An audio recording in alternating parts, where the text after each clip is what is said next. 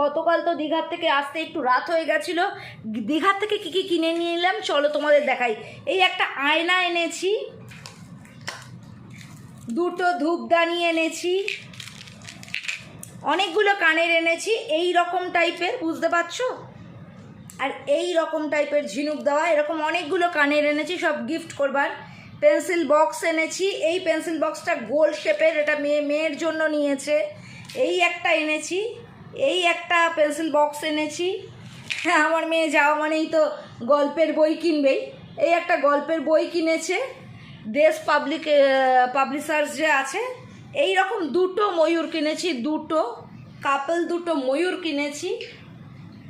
আর কি কিনেছি দাঁড়াও দেখাই।